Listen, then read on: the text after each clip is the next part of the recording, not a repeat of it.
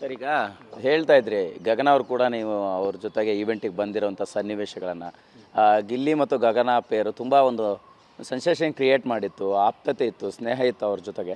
So ಆ ದಿನಗಳನ್ನು, ಅವರಿಬ್ಬರ ಸ್ನೇಹವನ್ನು ನೀವು ಹತ್ತಿರದಿಂದ ಕಂಡಂಗೆ ಹೇಗಿರ್ತಾ ಇದ್ರು, ಗಿಲ್ಲಿ ಏನು ಹೇಳ್ತಾ ಇದ್ರು, ಗಗನ ಏನು ಹೇಳ್ತಾ ಇದ್ರು ಅನ್ನೋಂಥದ್ದು. ಪ್ರಾರಂಭದಲ್ಲಿ ಏನಾಯಿತು, ಗಿಲ್ಲಿ ಗಗನ ಜೋಡಿ ತುಂಬ ಫೇಮಸ್ ಆಯಿತು. ನಿಮಗೆಲ್ಲ ಗೊತ್ತಿದೆ, ಸೋಷಿಯಲ್ ಮೀಡಿಯಾದಲ್ಲಿ ತುಂಬ ವೈರಲ್ ಆದಂಥ ಪೇರದು. ಆಮೇಲೆ ಅವರಿಬ್ಬರು ಏನಾಯಿತು, ಬರ್ತಾ ಬರ್ತಾ ಜಾಸ್ತಿ ಇದಾಗೋಯ್ತು. ಅವ್ರ ಮನೆಯವರಿಗೆ ಮುಜುಗರ ಆಗೋ ಥರ ಆಗೋಯ್ತು. ಗಿಲ್ಲಿ ಗಗನ ಎಲ್ಲೋದ್ರೂ ಗಿಲ್ಲಿ ನೋಡಿದ ತಕ್ಷಣ ಗಗನ ಗಗನ ಅಂತ ಕೂಗೋತಾರ, ಗಗನ ನೋಡಿ ಗಿಲ್ಲಿನ ಕೂಗೋತಾರ, ಈ ಥರ ಆಗೋಯ್ತು ಈಗ ಸೋಷಿಯಲ್ ಮೀಡಿಯಾನೇ ಬೇರೆ, ವಾಸ್ತವ ಜೀವನನೇ ಬೇರೆ, ರಿಯಲ್ ಲೈಫೇ ಬೇರೆ. ಆವಾಗ ಆ ಥರ ಸಿಚುವೇಷನಲ್ಲಿ ಗಿಲ್ಲಿ ಮತ್ತು ಗಗನನ ಇಬ್ಬರು ಕನ್ವಿನ್ಸ್ ಮಾಡಿ ಕರ್ಕೊಂಡು ಹೋಗೋಂಥ ಪ್ರಯತ್ನ ಮಾಡ್ತಿದ್ದೆ. ಫಸ್ಟು ಅವ್ರಿಗೆ ಅದು ಮುಜುಗರ ಆಗ್ತಿತ್ತು ಅಷ್ಟೇ. ಇಬ್ಬರು ಈಗಲೂ ಒಳ್ಳೆಯ ಸ್ನೇಹಿತರೆ. ಗಗನ ತುಂಬ ಒಳ್ಳೆ ಹುಡುಗಿ, ಗಿಲ್ಲಿನೂ ಅವರು ಇಬ್ಬರು ಒಳ್ಳೆಯ ಸ್ನೇಹಿತರೆ ಈಗಲೂ ಕೂಡ. ಅದೇನಾಯಿತು, ಸೋಷಿಯಲ್ ಮೀಡ್ಯಾದಲ್ಲಿ ಆಗ್ತಿರೋ ಅಂಥ ಇದು ಅವ್ರಿಗೇನಾಯಿತು, ಫ್ಯಾಮಿಲಿ ಅದರಲ್ಲಿ ಅವ್ರಿಗೆ ಮದುವೆ ಆಗೋ ಹುಡುಗಿ ಆ ಥರದ್ದೆಲ್ಲ ಹಿಂಗೆ ಬಂದರೆ ಮುಂದೆ ಏನು ಆಗ್ಬೋದು ಅನ್ನೋ ಥರ ಅವ್ರಿಗೆ ಒಂದು ಆಲೋಚನೆ ಇತ್ತು ಅವ್ರ ಫ್ಯಾಮಿಲಿಗೆ. ಸೊ ಅದಕ್ಕೋಸ್ಕರ ಅದನ್ನು ಆ ಹೆಸರು ಯಾವಾಗಲೂ ಕಂಡ ತಕ್ಷಣ ಅದನ್ನೇ ಕೂಗ್ತಾರೆ ಜನ, ಆ ಥರದ್ದೆಲ್ಲ ಒಂದು ಸ್ವಲ್ಪ ಮುಜುಗರ ಅಂತ ಅನ್ನೋಕ್ಕೆ ಶುರುವಾಯಿತು. ಅವರಿಬ್ಬರು ಪೇರಾಗಿ ಅವಾಗ ಸ್ಟಾರ್ಟಿಂಗೆಲ್ಲ ಕರ್ಕೊಂಡು ಹೋಗಿದ್ದೀನಿ, ಸುಮಾರು ಕಾರ್ಯಕ್ರಮ ಮಾಡಿದ್ದಾರೆ. ಅವರಿಬ್ಬರು ಹೇಳಿದ್ನಲ್ಲ, ಅವ್ರಿಗೆ ಕೌಂಟ್ರು ಡೈಲಾಗ್ಗಳು ಅದು ಇದು, ಅವಾಗ ಅವರಿಬ್ಬರಿಗೆ ಒಂದು ಈ ಥರ ಮಾತಾಡ್ಬೋದು ಅಂತೇಳಿ ಅವರು ಮಾಡ್ಕೊಂಡು ತುಂಬ ಚೆನ್ನಾಗಿ ಎಂಟರ್ಟೈನ್ ಮಾಡಿದ್ದಾರೆ ಜನಗಳನ್ನ. ಸರ್, ಈಗ ಗಗನ ನಿಮ್ಮ ಊರ ಹತ್ರದವರೇ, ಅಂದರೆ ನಿಮ್ಮ ದುರ್ಗದವರೇ. ಸೊ ಅವರ ಜರ್ನಿ ನೋಡಿದಾಗ, ಸೊ ಈ ಗಿಲ್ಲಿ ಜೊತೆಗೆ ಒಡನಾಟ ಶುರುವಾದಾಗ ಒಂದು ಸಿನಿಮಾ ಕೂಡ ಮಾಡೋವಂಥ ಪ್ಲ್ಯಾನ್ ಆಗಿತ್ತು ಅನ್ನೋಂಥ ಮಾಹಿತಿ ಇರುವಂಥದ್ದು. ಆ ಥರದ್ದು ಏನಾರು ಆಗಿತ್ತಾ? ಅವರಿಬ್ಬರಿಗೋಸ್ಕರ ಕತೆ ರೆಡಿ ಆಗಿತ್ತಾ? ನೀವೇ ಮಾಡುವಂತಹ ಸಿದ್ಧತೆಗಳೇನಾರು ಇತ್ತಾ? ಅದನ್ನು ಅವರಿಬ್ಬರ ಹತ್ರ ಡಿಸ್ಕಷನ್ ಮಾಡಿದ್ರಾ ಅಂತ? ಇಲ್ಲ, ಖಂಡಿತ. ಸುಮಾರು ಕಾರ್ಯಕ್ರಮ ಮಾಡ್ತಾ ಒಂದು ಫ್ಯಾಮಿಲಿ ಥರ ಇದ್ವಿ ನಾವೆಲ್ಲರೂ. ಆಮೇಲೆ ಅವರಿಬ್ಬರು ಪೇರು, ಅವರಿಬ್ಬರು ಒಂದು ಕ್ರೇಜು ಹೊರಗಡೆ ನೋಡಿದಾಗ ನಮಗೂ ಕೂಡ ಒಂದು ಸಿನಿಮಾ ಮಾಡಬೇಕು ಅಂತ ಒಂದು ಕನಸಿತ್ತು. ಆ ಸಿನಿಮಾ ಮಾಡಬೇಕು ಅನ್ನೋ ಪ್ಲ್ಯಾನಿಂಗಲ್ಲಿ ಕೂಡ ಇದ್ವಿ. ಅವರು ಹೀರೋಯಿನ್ ಮಾಡಿ ಪ್ಲ್ಯಾನ್ ಮಾಡಬೇಕು ಅಂತೇಳಿ ಒಂದು ಹಂತದಲ್ಲಿ ಇಬ್ಬರ ಥರ ಕೂಡ ಮಾತಾಡಿದ್ವಿ. ಆ ಪ್ರೋಸೆಸ್ ಆಗಿ ಕತೆ ಹೇಳಬೇಕು, ಮಾತಾಡಬೇಕು ಅನ್ನೋ ಥರ ಇತ್ತು. ಆಮೇಲೆ ಗಗನ ಅವರು ಮನೇಲಿ ಕೇಳಬೇಕು ಆ ಥರ ನಮಗೆ ಹೇಳ್ತಿದ್ರು. ಮನೇಲಿ ಕೇಳಿಬಿಟ್ಟು ಒಂದು ಸತಿ ಫೈನಲ್ ಮಾಡೋಣ ಅನ್ನೋ ಹಂತದಲ್ಲಿತ್ತು. ಅಷ್ಟರೊಳಗಡೆ ಬಿಗ್ ಬಾಸ್ ಬಂತು. ಆಮೇಲೆ ಅವ್ರದ್ದು ಒಂದು ಇದು ಭರ್ಜರಿ ಬ್ಯಾಚುಲರ್ ಶೋ ಬಂತು. ಈ ಥರದ್ದೆಲ್ಲ ಆಗಿ ಅದು ಅಲ್ಲೇ ನಿಂತ್ಕೊಂತ ಅಷ್ಟೆ. ಮುಂದೆ ಏನಾಗುತ್ತೆ ನೋಡಬೇಕು. ಸರ್, ಈಗ ಅದನ್ನು ಮಾಡೋದಾಗಿದ್ದರೆ ಯಾರು ನಿರ್ದೇಶಕರಾಗಿ ಕೆಲಸ ಮಾಡೋಂಥ ಸಾಧ್ಯತೆಗಳಿತ್ತು? ಗಿಲ್ಲಿ ಅವರಿಗೆ ಅದ್ರ ಕತೆ ಹೇಳಿದ್ರೆ ಸಿನಿಮಾದ ಟೈಟ್ಲ್ ಏನಾಗಿತ್ತು ಅನ್ನೋಂಥದ್ದು ಏನಾದ್ರು ರಿವೀಲ್ ಮಾಡ್ಬೋದಾ, ಹೇಗೆ ಅಂತ? ಇಲ್ಲ, ಒಂದು ಬೇಸಿಕ್ ಒಂದು ಟೈಟ್ಲ್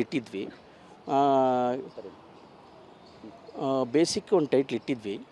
ಆಮೇಲೆ ಗಿಲ್ಲಿ ನಾಯಕನಾಗಿ ಮಾಡಬೇಕು ಅನ್ನುವಂಥದ್ದು ನಮ್ಮ ಒಂದು ಕನಸಿತ್ತು. ಅದು ಯಾಕೆಂದರೆ ಒಂದು ಫನ್ನಿ, ಒಂದು ಹಳ್ಳಿ ಹುಡುಗನ ಒಂದು ಫನ್ನಿ ಲವ್ ಸ್ಟೋರಿ ಇತ್ತು ಅದರಲ್ಲಿ. ಆಮೇಲೆ ಗಗನ ಕೂಡ ಹಳ್ಳಿ ಹುಡುಗಿ ಇದ್ಲು, ಆ ಥರದ್ದೊಂದಿತ್ತು. ಆಮೇಲೆ ಕತೆ ಅವ್ರಿಗೆ ಹೇಳಿರಲಿಲ್ಲ, ಹೇಳೋಕ್ಕೆ ಒಂದು 2-3 ಸಲ ನಾನು ಬ್ಯುಸಿ ಆದೆ, ಅವ್ರು ಬ್ಯುಸಿ ಆದೆ, ಈ ಥರ ಆಗೋಯ್ತದು. ಅಷ್ಟೊತ್ತಿಗೆ ಬ್ಯುಸಿ ಆದ ತಕ್ಷಣ ಅದು ಅಲ್ಲೇ ನಿಂತ್ಕೊಂತು. ಆಮೇಲೆ ಗಗನ ಅವ್ರಿಗೂ ಸ್ವಲ್ಪ ಗಿಲ್ಲಿಯವ್ರಿಗೂ ಅದನ್ನು ಹೇಳಿದ್ನಲ್ಲ, ಒಂದು ಈಗೋ ಥರ ಆಗೋಯ್ತದು. ಅವ್ರು ಈಗಲೂ ಚೆನ್ನಾಗಿದ್ದಾರೆ, ಬಟ್ ಅವ್ರ ಹೆಸರು ಜೊತೆ ಇದು ಬರೋದು ಅಂದರೆ ಗಗನ ಕೂಡ ಒಳ್ಳೆ ಟ್ಯಾಲೆಂಟೆಡ್ ಹುಡುಗಿ. ಫಸ್ಟು ಮಹಾನಟಿಯಿಂದ ಬಂದಂಥವಳು. ಆ ಶೋ ಬಂದಾದಮೇಲೆ ಗಿಲ್ಲಿಯವರು ಇನ್ನೊಂದು DKDಯಿಂದ ಅವ್ರ ಜೊತೆ ಬರ್ತಾರೆ. ಬಂದಮೇಲೆ ಗಿಲ್ಲಿಯವ್ರು ಏನಂದರೆ, ಯಾರೇ ಆರ್ಟಿಸ್ಟ್ ಇರಲಿ, ಅವರು ಸ್ಟೇಜ್ ಮೇಲೆ ಅಥವಾ ಇನ್ನೊಂದು ಫ್ರೇಮಲ್ಲಿ ಬಂದ್ರಂದರೆ ಅವರು ಮರೆಯಾಗ್ಬಿಡ್ತಾರೆ. ಅಂದರೆ ಅವ್ರ ಟ್ಯಾಲೆಂಟ್ ಏನಾಗುತ್ತೆ, ಕಬ್ಜಾ ಮಾಡಿಬಿಡುತ್ತೆ ಅವ್ರನ್ನ. ಎಷ್ಟೋ ಸತಿ ಕಾಮಿಡಿ ಕಿಲಾಡಿ ಎಷ್ಟೋ ಜನ ಗಿಲ್ಲಿ ಇದ್ದಾನೆ ಅಂದರೆ ಸ್ಟೇಜ್ ಮೇಲೆ ಬರೋಲ್ಲ ಅಂತ ಹೇಳಿದ ಉದಾಹರಣೆ ಇದೆ. ಅಣ್ಣ ಬರೋಲ್ಲಣ್ಣ, ಯಾಕೆಂದ್ರೆ ಅವ್ರು ಕಾಲು ಎಳೆಯೋದು, ಅವ್ರನ್ನೇ ಡಮ್ಮಿ ಮಾಡಿಬಿಡೋದು. ಡಮ್ಮಿ ಅನ್ನೋದಕ್ಕಿಂತ ಅದೊಂದು ಟ್ಯಾಲೆಂಟ್ ಅದು. ಆ ಥರದ್ದೆಲ್ಲ ಆಗಿರೋದು ಇದೆ. ಆ ಥರ ಇದ್ದಾಗ ಗಗನ ಅವರು ಗಿಲ್ಲಿಯವ್ರದ್ದು ಹಿಂಗಿತ್ತು. ಆಮೇಲೆ ಸ್ವಲ್ಪ ಹಂಗಾಗಿ ಗಗನ ಅವ್ರ ಕಡೆಯಿಂದ ಇವ್ರ ಕಡೆಯಿಂದ ಸ್ವಲ್ಪ ಯಾಕೋ ಮಿಸ್ ಮ್ಯಾಚ್ ಅನ್ನಿಸ್ತಾರ ಇತ್ತರ ಸ್ವಲ್ಪ ಅದಕ್ಕೆ ಮಾಡಿದ್ವಿ. ಬಟ್ ಬೇರೆ ರೀತಿ ಯಾವುದೂ ಇಲ್ಲ. ಇಬ್ಬರು ಒಳ್ಳೆಯ ಸ್ನೇಹಿತರು, ಈಗಲೂ ಒಳ್ಳೆಯ ಸ್ನೇಹಿತರೆ.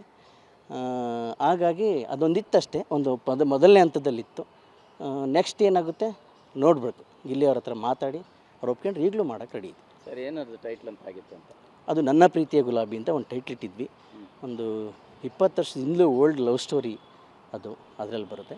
ಸೊ ಹಂಗಾಗಿ ಅದು ಟೈಟ್ಲ್ ಕೂಡ ಅದೇ ಥರ ಇಟ್ಟಿದ್ವಿ. ಸೇಮ್ ಗಿಲ್ಲಿಯವ್ರ ಕ್ಯಾರೆಕ್ಟರ್ ಏನಿದೆ ಅದೇ ಥರ ಅದರಲ್ಲಿ ಇತ್ತು. ಹಂಗಾಗಿ ಅವ್ರನ್ನೇ ನಾವು ಚಾಯ್ಸ್ ಮಾಡಿದ್ವಿ ಹೀರೋಗಿ ಮಾಡಬೇಕು ಅಂತೇಳಿ. ಸರ್, ಫೈನಲಿ ಈಗ ಆ ಸಿನಿಮಾನ ಮುಂದುವರ್ಸೋಂಥ ಸಾಧ್ಯತೆಗಳಿದೆಯಾ ಒಂದು? ಆಮೇಲೆ ಗಿಲ್ಲಿ ಅವರು ಬಿಗ್ ಬಾಸ್ ಹೋಗೋ ಒಂದು ಸಂದರ್ಭದಲ್ಲಿ ಏನು ಹೇಳಿದರು, ಮಾತಾಡಿದ್ರೆ ನಿಮ್ಮ ಜೊತೆ ಏನು? ಇಲ್ಲ, ಈಗ ಅದು ಸಿನಿಮಾ ಅವ್ರು ಗಿಲ್ಲಿಯವ್ರು ಒಪ್ಕೊಂಡ್ರೆ, ಅವ್ರು ಮುಂದುವರಿಸಿದ್ರೆ, ಅವರು ಕತೆ ಒಪ್ಕೊಂಡ್ರೆ, ಈಗ ಬೇರೆ ಇದೆ. ಈಗನೇ ಬೇರೆ ಗಿಲ್ಲಿಯವರು ಅಲ್ವಾ, ಆವಾಗಲೇ ಬೇರೆ ಗಿಲ್ಲಿ.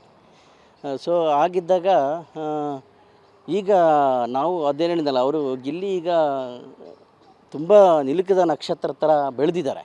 ತುಂಬ ಖುಷಿ ಇದೆ. ಆವಾಗ ಒಂದಿತ್ತು, ಆಮೇಲೆ ಫ್ರೀ ಆದಾಗ ಅವರು ಕೂಡ ಕೇಳೋಣ ಕತೆ ಅಂತ ಅಂದಿದ್ರು. ಕತೆ ಹೇಳೋದ್ರೊಳಗೆ ಸ್ವಲ್ಪ ಗಗನ ಅವ್ರ ಕಡೆಯಿಂದ ಸ್ಕ್ರೀನ್ ಶೇರ್ ಮಾಡೋದು ಬೇಡ, ಆ ಥರ ಒಂದು ಬಂತು. ಹಂಗಾಗಿ ಸ್ವಲ್ಪ ಅವಾಯ್ಡ್ ಮಾಡಿದ್ವಿ. ಅಷ್ಟು ಬಿಟ್ಟರೆ ಬೇರೆ ಇಲ್ಲ. ಸೋಷಿಯಲ್ ಮೀಡಿಯಾ ವರ್ಷನ್ನಲ್ಲಿ ಅದು ಸ್ವಲ್ಪ ಅವ್ರಿಗೆ ಬೇಡ ಅನ್ನಿಸ್ತಿತ್ತು ಅಷ್ಟೇ, ಇನ್ನೇನಿಲ್ಲ. ಅವ್ರು ಈಗಲೂ ಒಳ್ಳೆಯ ಸ್ನೇಹಿತರೆ, ಅವರು ತುಂಬ ಒಳ್ಳೆ ಹುಡುಗಿ, ಟ್ಯಾಲೆಂಟೆಡ್ ಗಗನ. ಹಾಗಾಗಿ ಲಾಸ್ಟ್ ಟೈಮ್ ಬಿಗ್ ಬಾಸ್ಗೆ ಹೋಗೋ ಟೈಮಲ್ಲಿ ಕೂಡ ನನ್ನ ಜೊತೆ ಮಾತಾಡಿ ಹೋದ್ರು ಅವ್ರು. ಆ್ಯಕ್ಚುಲಿ ಯಾವುದೋ ಒಂದು ಪ್ರೋಗ್ರಾಮ್ ಮಾತಾಡಬೇಕಾದ್ರೆ ಅಣ್ಣ ಹಿಂಗೆ ಬಿಗ್ ಬಾಸ್ಗೆ ಕರೆದಿದ್ದಾರೆ, ಮೀಟಿಂಗ್ ಆಗ್ತಿದೆ, 2-3 ಮೀಟಿಂಗ್ ಆಯಿತು, ಎಲ್ಲ ನನ್ನ ಜೊತೆ ಸಂಪರ್ಕದಲ್ಲಿದ್ದೆ, ಹೋದರು.